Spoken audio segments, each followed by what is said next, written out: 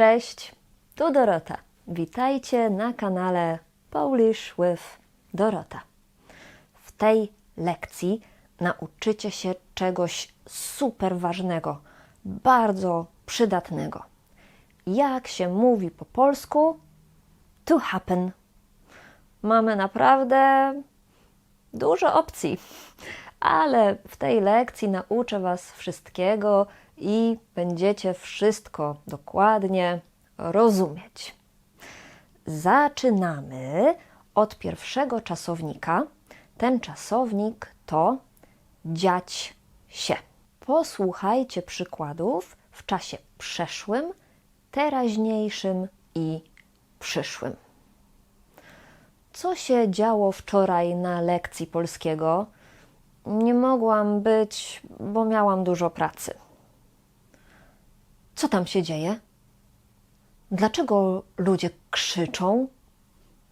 Czy to jest jakaś manifestacja? Wiem, że oglądałaś już nowy odcinek serialu, ale nie mów mi, co będzie się działo. Ja chcę obejrzeć sama. Kiedy mówimy, co się działo, co się dzieje, co się będzie działo, albo co będzie się działo, akcentujemy proces, a nie rezultat.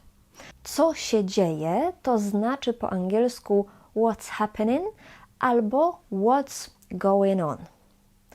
Drugi czasownik, który możemy tłumaczyć jako to happen, to stać się.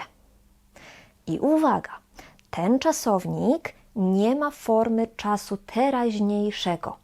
Mamy tylko formy czasu przeszłego i przyszłego.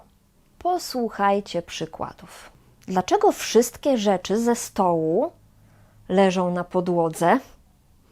Co tutaj się stało? Czy to ty, czy kot?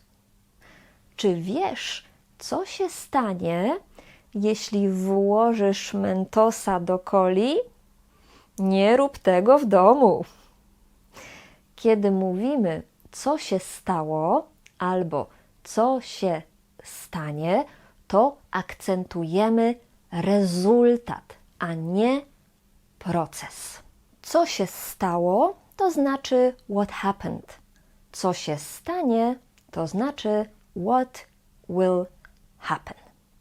I mam jeszcze dla Was 3 bardzo praktyczne, bardzo przydatne frazy z czasownikiem stać się. Pierwsza fraza: jak to się stało, że? Jak to się stało, że masz kota? Zawsze mówiłeś, że nie lubisz kotów. Jak to się stało, że, czyli how did it happen? Używamy tej frazy, kiedy dziwimy się czemuś, kiedy coś jest dla nas dziwne. Coś nas zaskakuje. Druga fraza to co może się stać.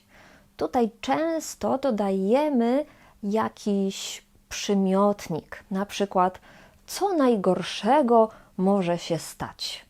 Na przykład ktoś bardzo stresuje się egzaminem i mówi, ja nie zdam tego egzaminu na pewno. A ja mówię, no co najgorszego może się stać, jeśli nie zdasz tego egzaminu? No, to będziesz zdawać go jeszcze raz. To nie jest koniec świata. I trzecia fraza to nic się nie stało. Nic się nie stało mówimy, kiedy na przykład ktoś mówi, ojej, przepraszam, bo na przykład nadepnął mi na nogę. A ja mówię, nic się nie stało. To znaczy, nie ma problemu albo nie szkodzi. Nic się nie stało. No dobrze, wracamy do czasownika to happen. Jak powiedzieć po polsku? It happens. W takim znaczeniu, że no, tak czasami jest w życiu. Co zrobisz? to po polsku zdarza się. Zdarza się. Mam oczywiście dla Was przykład. Przepraszam bardzo za spóźnienie, ale autobus się spóźnił. Nic się nie stało. Zdarza się. Widzicie? Tak możecie też używać frazy nic się nie stało. Zdarza się to jest forma pochodząca od czasownika zdarzać się, zdarzyć się, który też znaczy to happen. Jest też drugi, bardzo podobny czasownik wydarzać się i wydarzyć się, też o podobnym znaczeniu. Jaka jest między nimi różnica? Nieduża. Jeśli chcecie powiedzieć it happened yesterday, możecie powiedzieć to na 3 sposoby. Po pierwsze, to stało się wczoraj.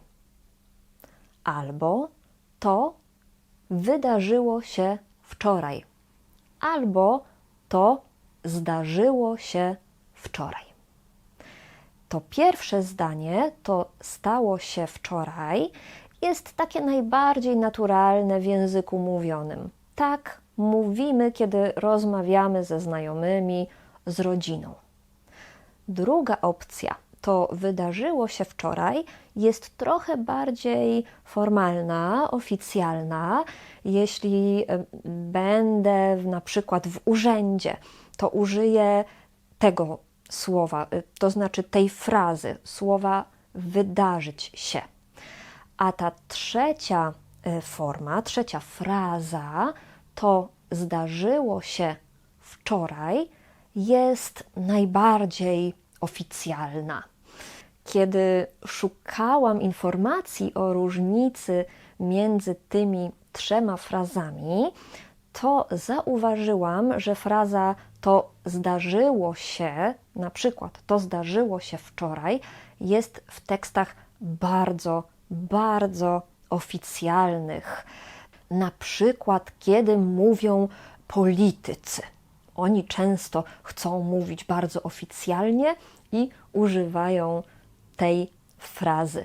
To zdarzyło się wczoraj. Ale to wszystko znaczy it happened yesterday. Ale chciałabym jeszcze wrócić do różnicy między czasownikami zdarzać się, zdarzyć się i wydarzać się, wydarzyć się. Często mówimy, że coś zdarzyło się przypadkiem. To znaczy, że ja tego nie planowałam. To się zdarzyło. A coś się wydarzyło, jest to trochę bardziej zaplanowane. Ale na przykład mamy słowo wydarzenie. Wydarzenie to jest już coś zaplanowanego. Na przykład, kiedy organizujecie koncert albo jakieś spotkanie, konferencję i robicie stronę na Facebooku, taką, gdzie ludzie mogą przeczytać informacje o tym koncercie czy o tej konferencji, to robicie właśnie stronę wydarzenia. Wydarzenie jest zaplanowane, a zdarzenie zwykle nie jest zaplanowane. Czasowniki zdarzać się i wydarzać się są bardziej podobne do siebie, a rzeczowniki wydarzenie i zdarzenie różnią się od siebie i wydarzenie jest zaplanowane. Teraz już wiecie, jak się mówi po polsku to happen. Używamy 4 czasowników. Dziać się, stać się, zdarzać się, zdarzyć się i wydarzać się, wydarzyć się. Pamiętajcie, że jeśli uczycie się polskiego z moich filmików na YouTubie, to najlepiej jest, jeśli nie tylko oglądacie, ale też dobrze jest robić notatki. Powinniście mieć zeszyt, długopis i słuchać mnie i pisać, robić swoje własne notatki, swoje własne schematy czy wykresy. To przyniesie Wam naprawdę świetne rezultaty.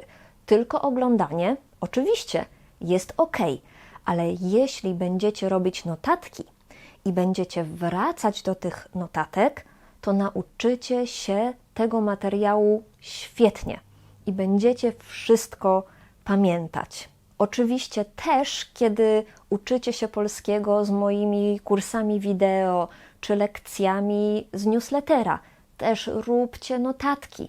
Wasze notatki są najlepsze dla Was, bo Wy wiecie, co jest dla Was najważniejsze, co możecie tam napisać. Potem wracajcie do tych notatek i czytajcie je, bo bardzo ważne jest to połączenie głowy i ręki. Wtedy lepiej zapamiętujemy informacje. Więc jeśli chcecie serio uczyć się polskiego, oglądajcie moje filmiki, róbcie notatki i zapraszam Was po więcej materiałów na moją stronę polishwithdorota.pl. Jest tam naprawdę dużo praktycznych informacji. Link jest w opisie tego filmu.